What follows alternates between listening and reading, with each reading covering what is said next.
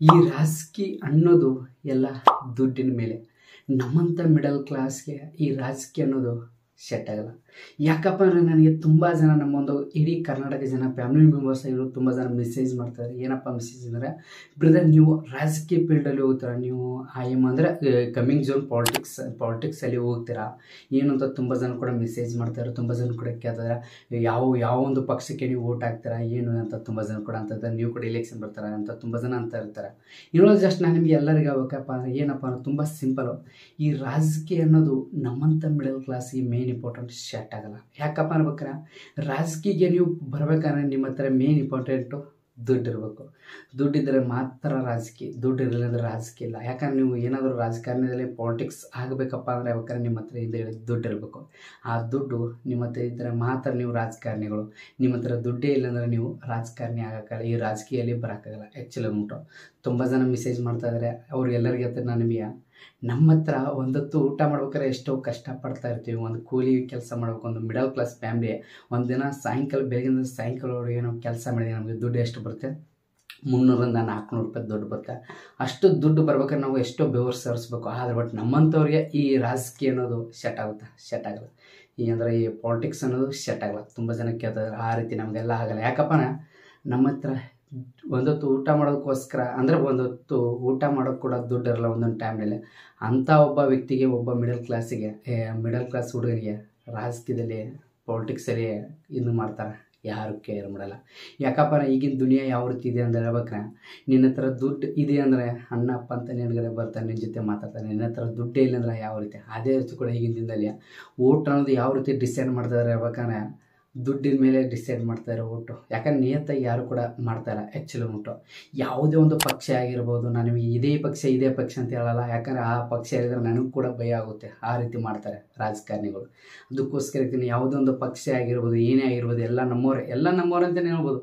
ಆದರೆ ಒಟ್ಟು ಏನು ಮಾಡೋದು, ನಮ್ಮಂಥವ್ರಿಗೆ ರಾಜಕಾರಣಿ ಅಂದರೆ ಪಾಲಿಟಿಕ್ಸ್ಗೆ ಬರುವಷ್ಟು ಕೆಪಾಸಿಟಿ ಆಗೋದಿಲ್ಲ. ಅದ್ರ ಮೇಲೆ ನಮಗೆ ಇಂಟ್ರೆಸ್ಟ್ ಕೂಡ ಇಲ್ಲ. ಮೇನ್ ಇಂಪಾರ್ಟೆಂಟ್ ಹೇಳ್ಬೇಕಾರೆ ಯಾಕಪ್ಪ ಅನ್ಬೇಕಾರೆ ಎಷ್ಟೋ ಜನ ನಾನು ನೋಡಿದ್ದೀನಿ. ಎಷ್ಟೋ ನಮ್ಮ ಯೂಟ್ಯೂಬ್ ಕ್ರಿಯೇಟರ್ಸ್ ಅಂದರೆ ಎಕ್ಸಾಂಪಲ್ಗೆ ಒಬ್ಬ ಯೂಟ್ಯೂಬ್ ಕ್ರಿಯೇಟರ್ಸ್ ಇದ್ದಾರೆ.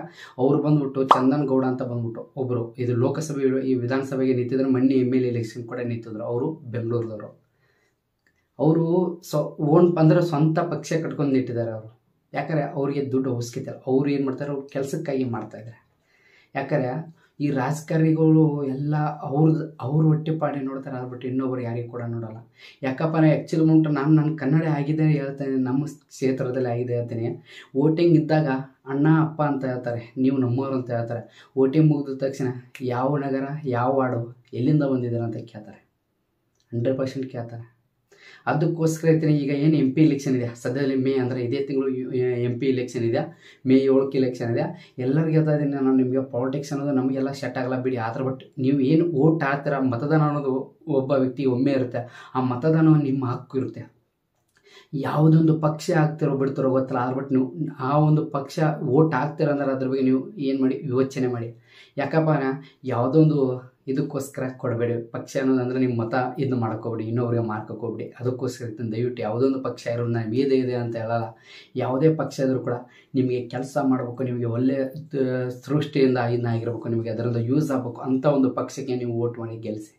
ಎಲ್ಲರೂ ಯೋಚನೆ ಮಾಡಿ. ಯಾಕಂದರೆ ನೀವು ಈಗೇನು ಮಾಡ್ತಾಯಿದ್ದೀರಾ, ನಮ್ಮ ಹಳ್ಳಿಯಲ್ಲೇ ಎಕ್ಸಾಂಪಲ್ ನಾನೇ ಹೇಳ್ತೀನಿ. ನಮ್ಮ ಹಳ್ಳಿಯಲ್ಲಿ ಎಲ್ಲ ಕೂಡ ಒಂದು ಸ್ವಲ್ಪ ಇದು ಕೊಟ್ಟರೆ ಅವ್ರಿಗೆ ಹೋಗಿಬಿಡ್ತಾರೆ. ಆದರೆ ಬಟ್ಟು ಅವರು ಓದುವಂಥ ಅವ್ರ ಮಕ್ಕಳ ಮುಂದಿನ ಭವಿಷ್ಯ ನೋಡ್ತಾ ಇಲ್ಲ. ಯಾಕಂದ್ರೆ ನಾವು ಹುಟ್ಟಿದ್ವಿ ಯಾವ ರೀತಿ ಅಂದರೆ ಆ್ಯಕ್ಚುಲಿ ಉಂಟು ಎಲ್ಲ ಹೇಳ್ಬೇಕಾರೆ ಒಂದು ಮಿಡಲ್ ಕ್ಲಾಸ್ ಇದೆ. ನಮ್ಮ ವಾರ್ಡ್ ಬಂದುಬಿಟ್ಟು ಈ ಮಿಡಲ್ ಕ್ಲಾಸ್ ಇಲ್ಲಿಗೆ ಯಾರು ಕೂಡ ಬಂದು ಕೇರ್ ಮಾಡಲ್ಲ. ವೋಟಿಂಗ್ದಾಗ ಎಲ್ಲರೂ ಬರ್ತಾರೆ. ಆದರೆ ಬಟ್ ವೋಟಿಂಗ್ದಾಗ ಕೇಳಿದಾಗ ಏನಂತಾರೆ, ನೆಕ್ಸ್ಟ್ ಮಾಡೋಣ, ಗೆದ್ದ ನಂತರ ಮಾಡೋಣ. ಆದರೆ ಬಟ್ ವೋಟಿಂಗ್ ಮುಗಿದ ತಕ್ಷಣವೇ, ಎಲೆಕ್ಷನ್ ಮುಗಿದ ತಕ್ಷಣವೇ ಯಾರು ಕೂಡ ಕೇರ್ ಮಾಡಲ್ಲ.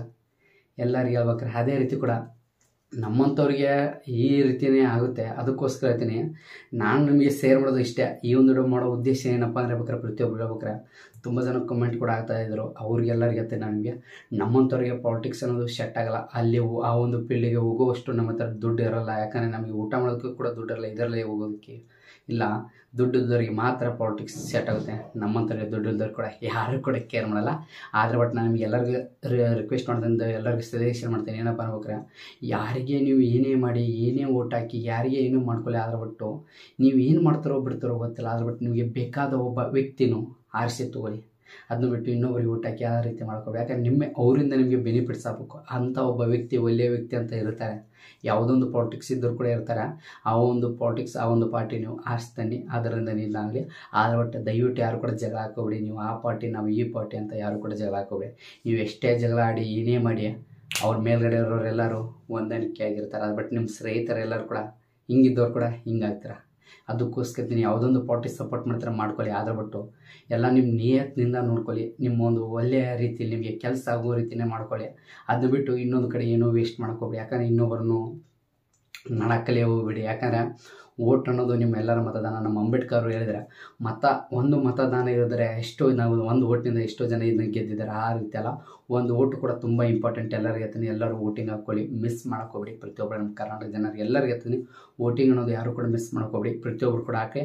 ಆದರೆ ಬಟ್ ಹಾಕೋಕ್ಕಿಂತ ಮುಂಚೆ ಸ್ವಲ್ಪ ಯೋಚನೆ ಮಾಡಿ, ನಿಮಗೆ ಏನೆಲ್ಲ ಇಷ್ಟ, ಯಾರಿಗೆ ಓಟ್ ಹಾಕಬೇಕು, ಯಾರಿಗೆ ಓಟ್ ಹಾಕಿ ನಮ್ಮ ರಾಜ್ಯ ಮುಂದುವರಿಯುತ್ತೆ, ಹೋಗುತ್ತೆ, ನಮಗೆ ಏನೆಲ್ಲ ಈ ಬೆನಿಫಿಟ್ಸ್ ಆಗುತ್ತೆ ಅಂತ ಒಂದು ಸ್ವಲ್ಪ ಯೋಚನೆ ಮಾಡಿ ಯಾವ ಪಕ್ಷ ಬೇಕು ಆ ಪಕ್ಷಕ್ಕೆ ಓಟ್ ಹಾಕಿ ಗೆಲ್ಲಿಸಿ ಯಾವನ್ನು ಆಯ್ಕೆ ಮಾಡಿ ತೊಗೊಂಬನ್ನಿ. ಇಷ್ಟೇ ನೋಡು, ತುಂಬ ಸಿಂಪಲು.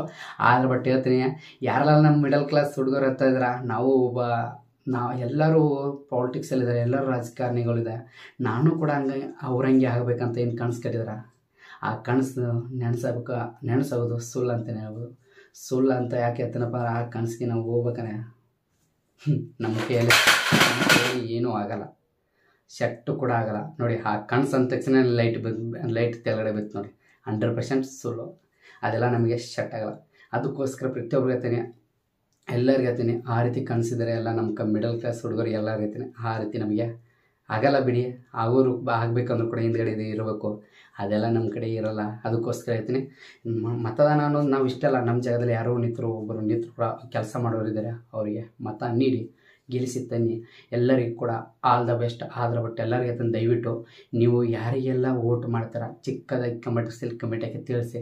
ನಾನು ಕೂಡ ತಿಳ್ಕೊತೀನಿ, ನಮ್ಮ ಕನ್ನಡ ಟೆಕ್ ಎಡಿಟ್ಸ್ ಮೆಂಬರ್ಸ್ ಎಲ್ಲರಿಗೂ ಯಾರಿಗೆ ಓಟ್ ಹಾಕಿದ್ದಾರೆ ಜಾಸ್ತಿ, ಯಾರಿಗೆ ಗೆದ್ದಿದ್ದಾರೆ, ಏನು ಮಾಡ್ತಾ ಇದ್ದಾರೆ, ಯಾರಿಗೆಲ್ಲ ಓಟ್ ಹಾಕಿದ್ದಾರೆ, ಯಾವ ಜಿಲ್ಲೆ ಎಲ್ಲ ನೀವು ಚಿಕ್ಕದಾಗಿ ಕಮೆಂಟ್ ಹಾಕಿ ತಿಳಿಸಿ ಅಂತ ಈ ಒಂದು ಮುಗಿಸ್ತೇನೆ. ಈ ಒಂದು ಮುಂಚೆ ಮತ್ತೊಮ್ಮೆ ಎಲ್ಲರಿಗೆ ಈ ರಾಜಕೀಯ ಅನ್ನೋದು ನಮ್ಮಂಥವ್ರಿಗೆ ಸೆಟ್ ಆಗಲ್ಲ. ಓನ್ಲಿ ಇದ್ದಿದ್ದವ್ರಿಗೆ ಮಾತ್ರ ಸೆಟ್ ಆಗುತ್ತೆ. ಈ ದುನಿಯಾದಲ್ಲಿ ಇದ್ದಿದ್ರೆ ಅಣ್ಣ, ಇದಿರಲಿಲ್ಲ ಅಂದರೆ ಯಾವನೋ ಅಂತಾರೆ. ಅದೇ ನೋಡಿ 100% ಅಂತ ಈ ಒಂದು ಮುಸ್ಲಿಂ ಪ್ರತಿಯೊಬ್ಬ ಕಂಟ್ರಿ ಮೆಂಬರ್ಸ್ ಎಲ್ಲರೂ ಕೂಡ ಜೈನ ಮಾತ್ರ ಮತ್ತೆ ಸಿಗ್ತೀನಿ. ನೆಕ್ಸ್ಟ್ ಎಲ್ಲರಿಗೂ ಬಾಯ್.